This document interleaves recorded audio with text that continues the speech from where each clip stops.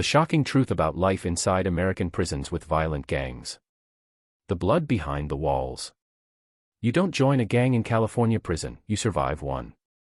That's what an old lifer once said inside Pelican Bay State Prison, a place so isolated and brutal that even its silence feels dangerous. This story is a dramatized adaptation inspired by real events.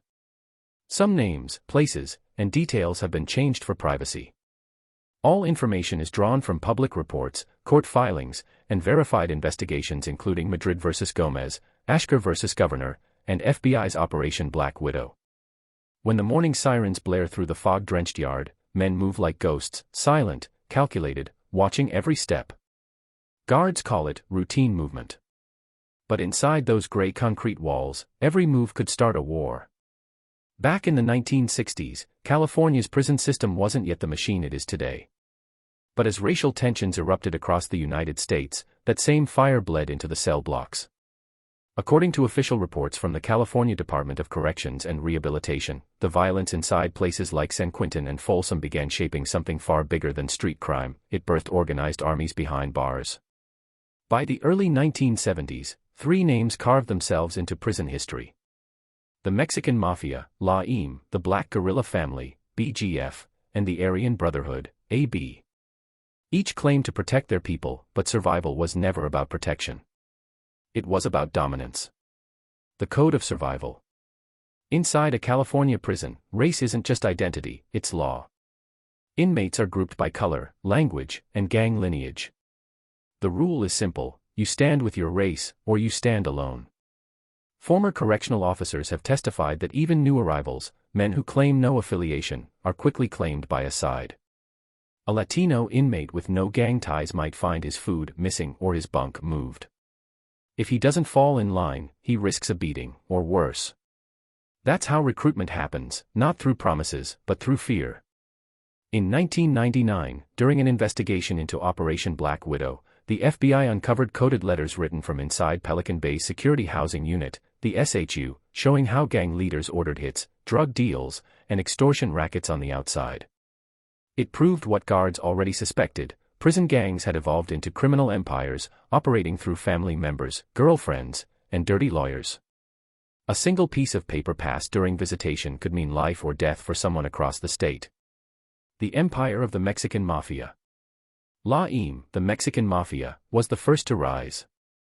Founded in the 1950s at dual vocational institution, it started as a brotherhood for young Mexican-American inmates tired of racial abuse. But it quickly turned into one of the most feared organizations in the American prison system.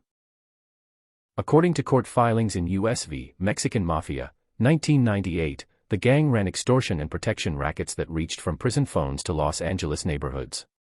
A single coded message from a high-ranking member inside could shut down entire drug corners outside the walls. Their power was so absolute that they didn't need guns, just words. They called them kites, tiny paper notes, written in code, passed hand to hand until they reached the target. Sometimes the message was a warning. Sometimes it was a death sentence. The FBI's own gang unit described LAIM as a shadow government, controlling California's Latino inmates.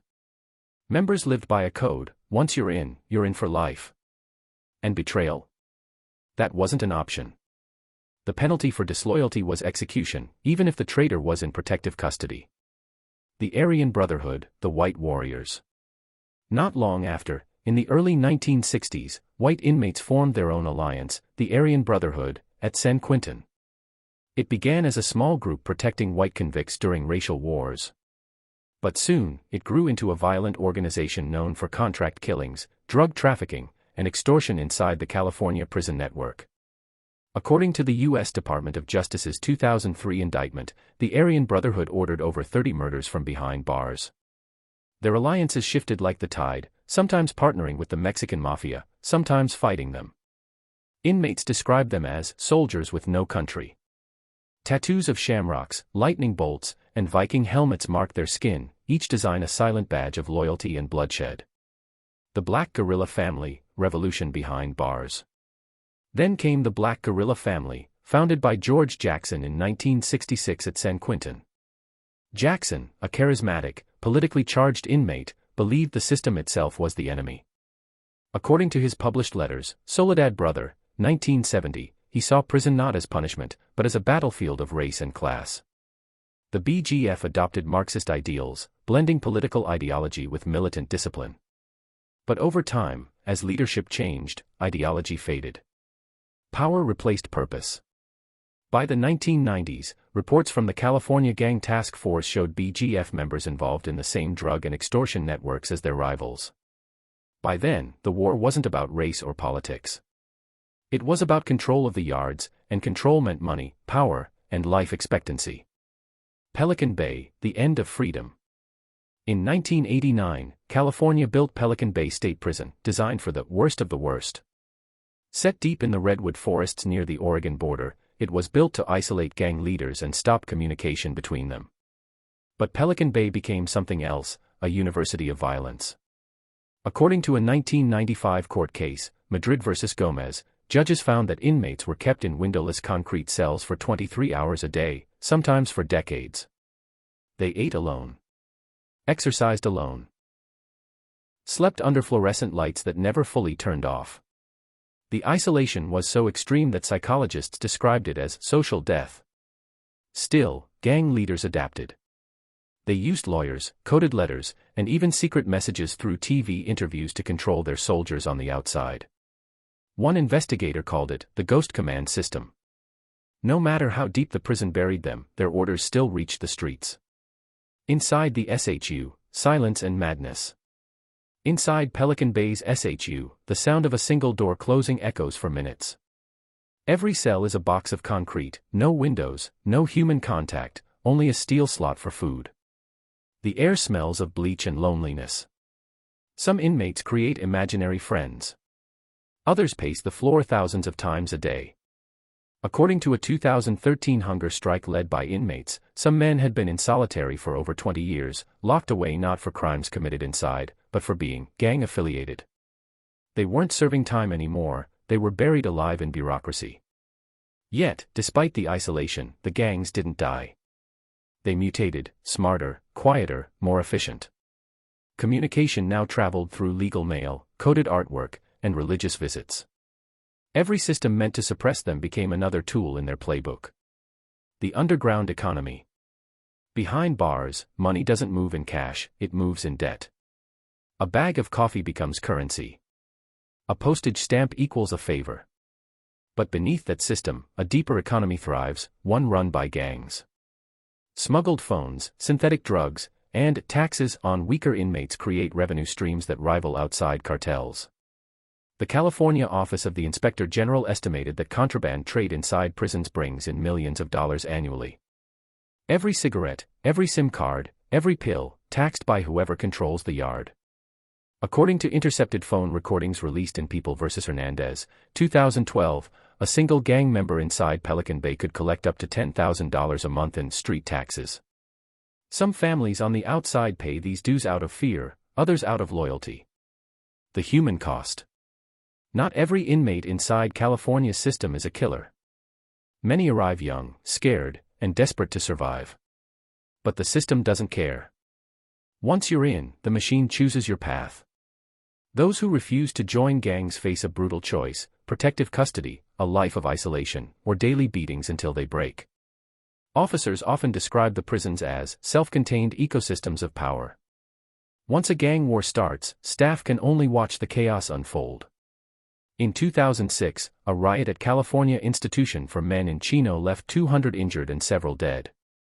Reports showed that the entire yard had been a powder keg of racial tension, white, Latino, and black groups waiting for an excuse to explode. By the time tear gas filled the air, the damage was irreversible.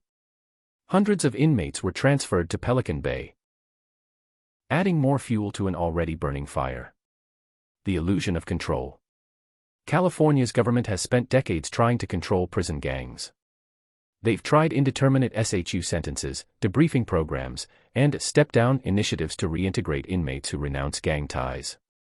But each reform meets the same problem: once loyalty is inked in blood, it's not easily erased.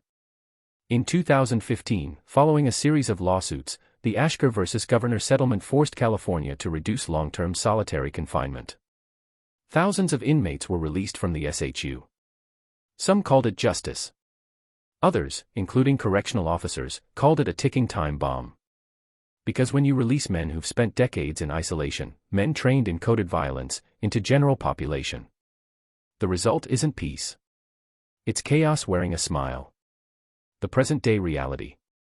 Today, California's prisons still hold the legacy of those early wars. The tattoos, the coded language, the silent stares, all remnants of a battlefield that never really ended. According to the California Legislative Analyst's Office, the state spends over $15 billion a year on prisons. But no amount of money can erase what's already carved into the walls. Guards call it the program, a delicate balance of respect, control, and fear. Inmates call it the life. And for thousands trapped inside, that life is all they've ever known. In the end, the truth about California's prisons isn't just about violence, it's about control. The kind of control that seeps into a man's soul, teaching him to smile in silence, kill without rage, and obey without question. The world outside may have laws. But inside, those walls answer to something older, and much darker. The chain of command. They call it the line. It's invisible, stretching from the darkest cells of Pelican Bay to the neighborhoods of Los Angeles, San Diego, and Fresno. It's how men serving life without parole control men walking free. And it's the system that keeps California's prison gangs alive. Orders from the void. In 2010, a San Bernardino detective intercepted a letter written on thin, yellowed paper. The handwriting was cramped, deliberate, and filled with coded language. At first glance, it looked like a harmless note, maybe a poem.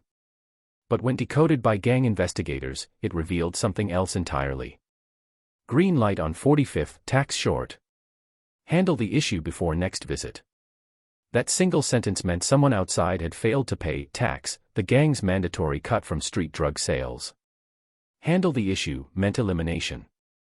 The letter had originated from Pelican Bay Security Housing Unit, written by an inmate who hadn't seen the outside world in 18 years.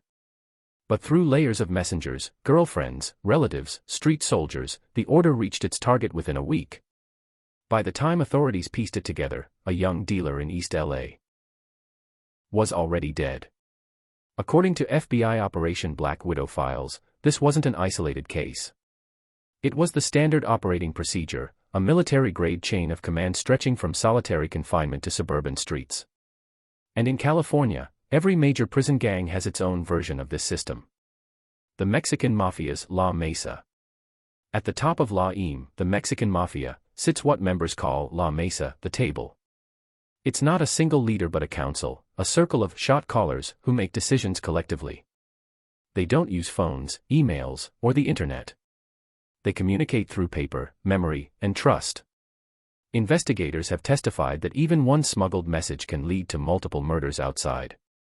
A lieutenant on the yard takes direction from a colonel in solitary.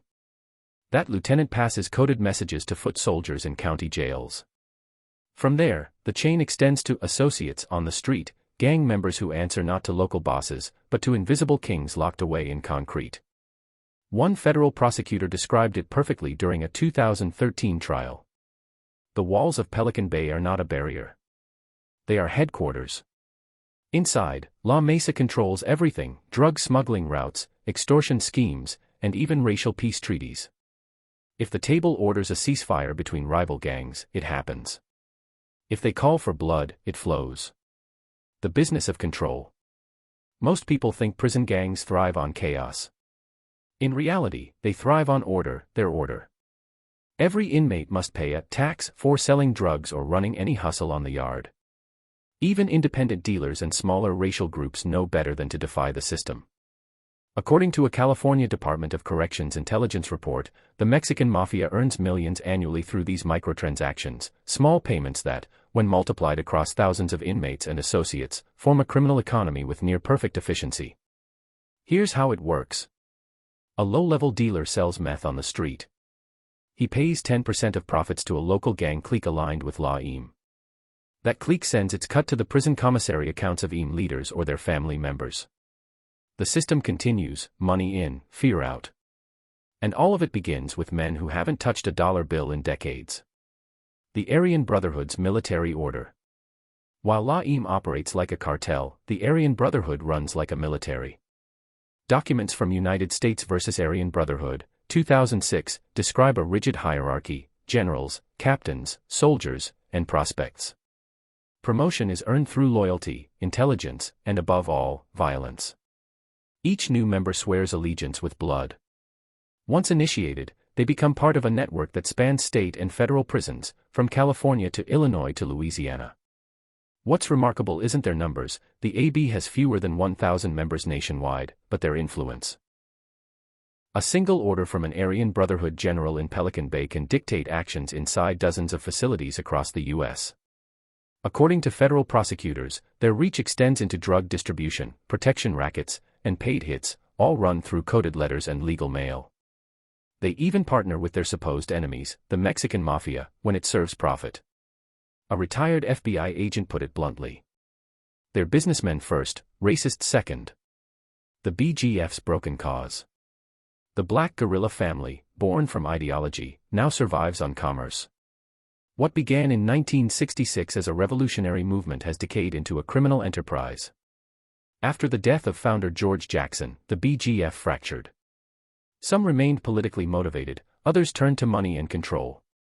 According to reports from the California Gang Task Force, BGF members today still preach ideology, but most are involved in drug trafficking and extortion both inside and outside the wire. Their power lies in organization, a network of regents in each major prison who maintain contact through smuggled cell phones and coded correspondence. Each regent controls smaller families that handle communication with county jails and street sets in Oakland, Compton, and Richmond. And when they fight, it's not just with fists. It's with influence, deciding who gets protection, who gets paid, and who disappears. Communication through code. California's prisons are filled with eyes, cameras, guards, microphones. Yet gangs communicate seamlessly. Investigations show they use every loophole. Legal mail, marked confidential so guards can't read it. Family letters, with coded words hidden between normal phrases. Artwork, where colors, numbers, and designs represent entire sentences. Religious visits, where coded messages are spoken under the guise of confession or prayer. In one famous case cited by the Los Angeles Times, a gang leader used the word cousin to mean kill order. A simple letter saying, "Tell my cousin I forgive him," led to 2 murders within days. This is how power travels, not through violence alone, but through language disguised as love. When silence speaks louder. Inside the security housing unit, silence is a weapon. Guards listen for sounds: a knock, a whistle, a cough. Each can be a code. 3 taps on a wall might mean ready. 2 knocks followed by a pause could mean move. Inmates use these patterns to communicate across cells, often undetected for years. In one instance reported by CDCR investigators, 2 rival gang leaders negotiated a ceasefire by tapping through plumbing pipes for 3 weeks, an entire peace treaty conducted through sound. The system is genius and terrifying. It shows that even total isolation can't kill organization, it just makes it evolve. Bloodlines on the street. When inmates are paroled, they don't leave the gang, they become its soldiers on the outside. The same structure continues beyond the gates: shot callers inside issue orders, and foot soldiers outside execute them. These paroled members collect street taxes, run drug operations, and recruit new blood to feed the cycle.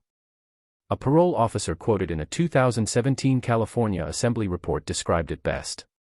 They don't get released, they get deployed. Every time a gang member walks free, the prison expands its territory. Every neighborhood becomes an extension of the yard.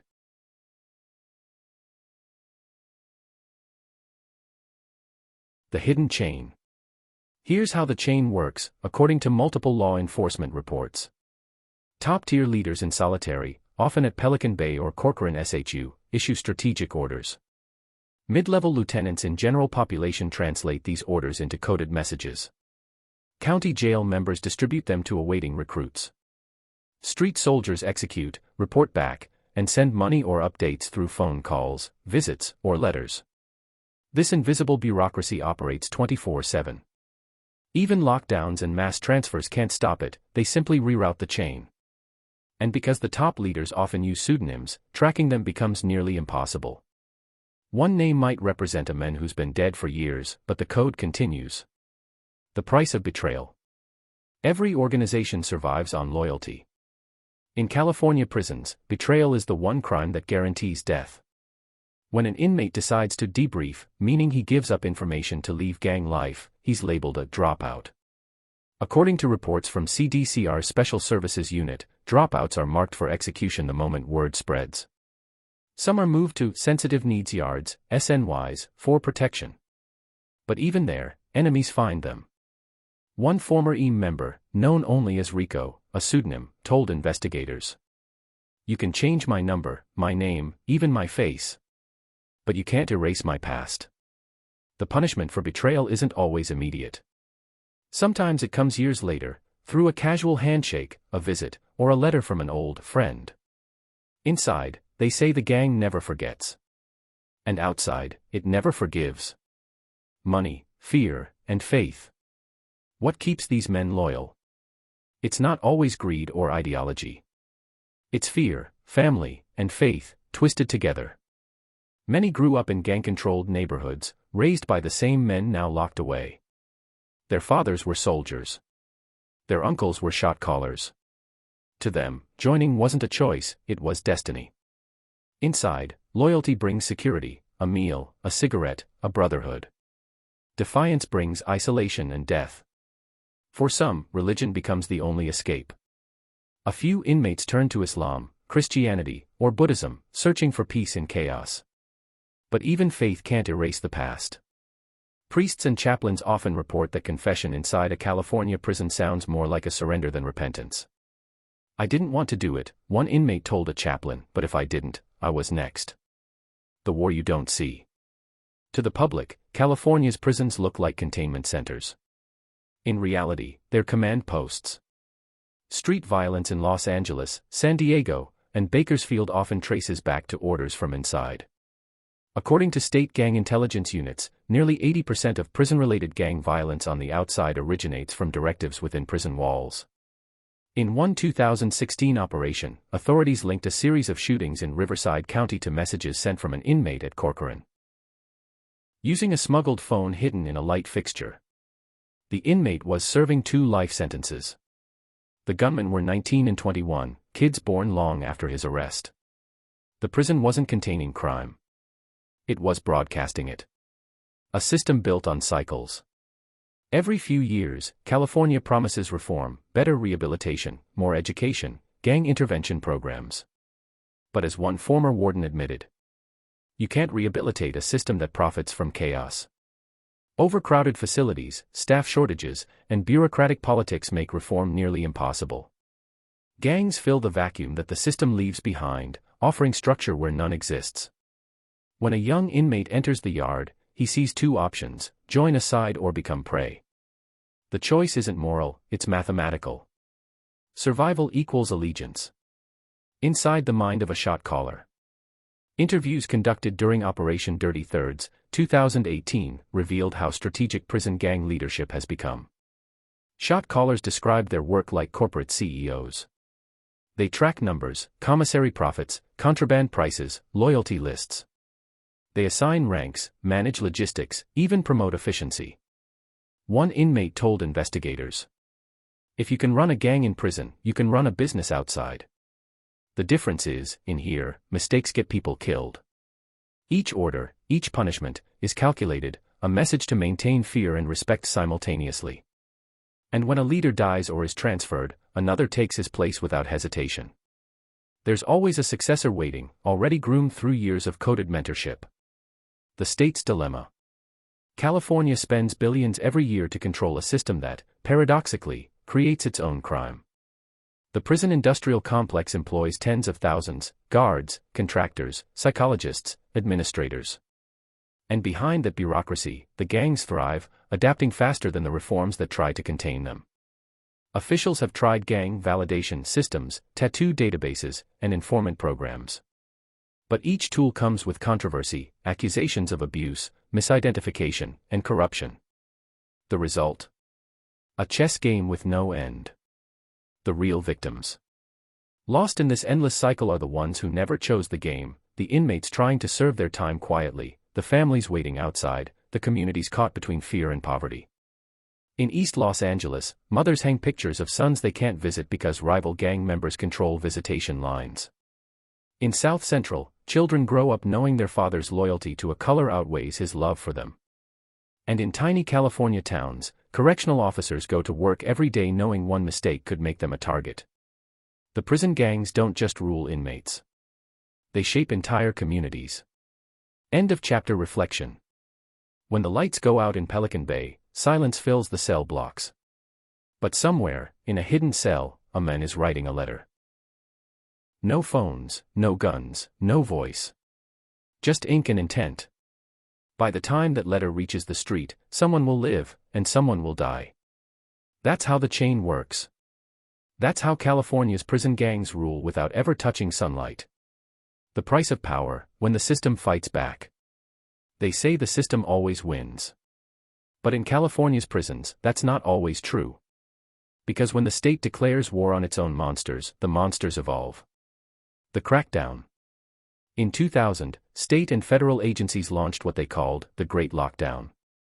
It was a coordinated effort between the California Department of Corrections and Rehabilitation, CDCR, the FBI, and DEA, aimed at dismantling the communication networks that allowed prison gangs to control the streets. Special units swept through Pelican Bay, Corcoran, and Folsom. Cells were torn apart, letters seized, inmates transferred in the dead of night. For the first time, the government treated prison gangs as domestic criminal enterprises, not just inmate groups. According to the U.S. Attorney's Office in Los Angeles, this operation resulted in hundreds of indictments, targeting not just gang leaders, but also girlfriends, lawyers, and corrupt officials who had acted as couriers. But the real goal wasn't arrests, it was disruption. They wanted to cut the line. And for a brief moment, it worked. Phones went silent.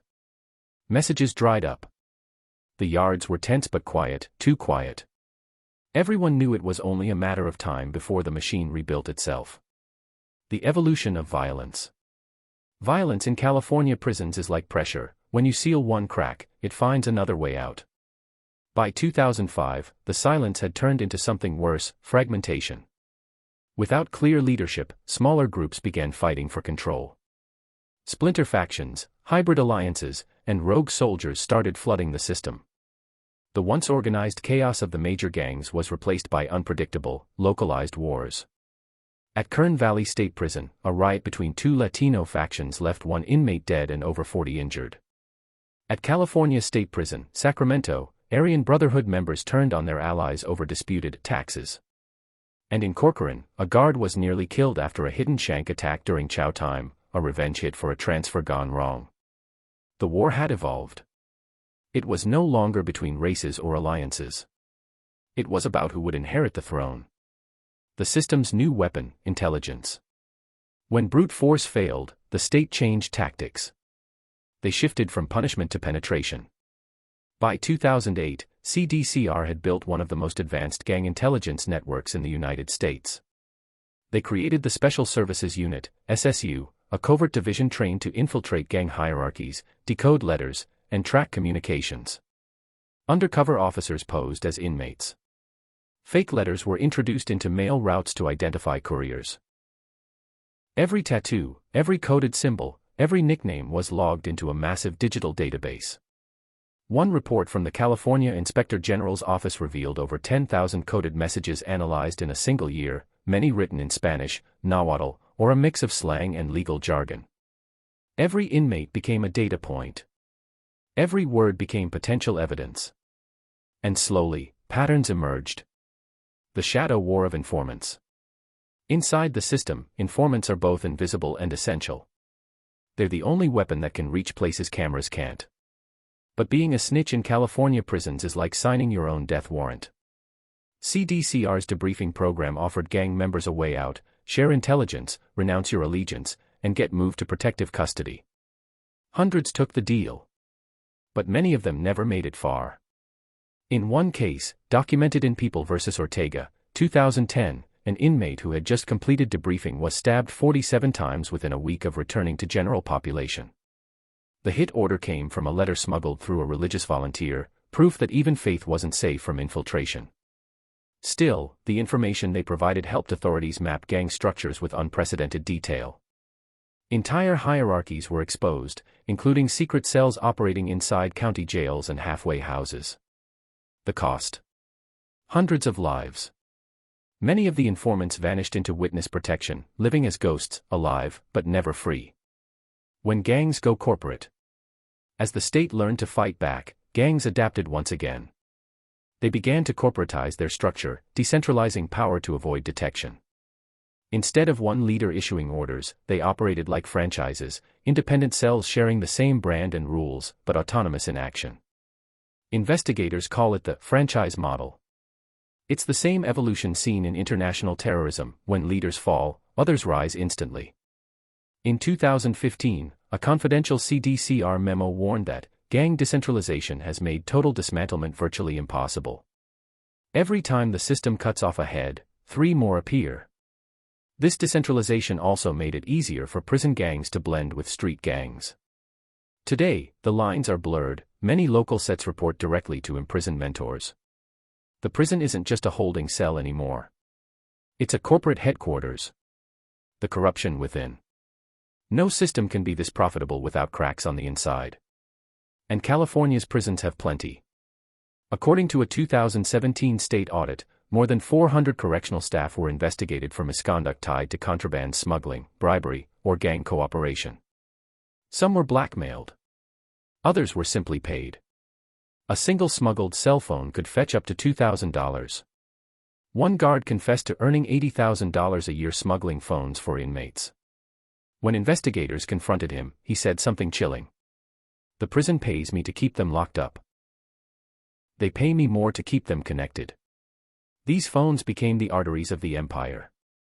Through encrypted apps, inmates coordinated business with shocking precision, using code names, prepaid cards, and hidden accounts.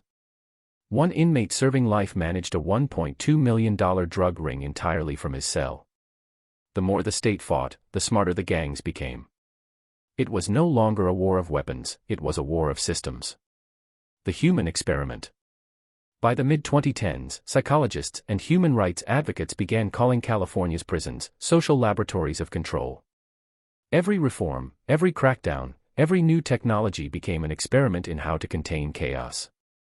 Solitary confinement, once seen as the ultimate punishment, came under fire after lawsuits like Ashker vs. Governor, 2015, revealed its devastating mental effects.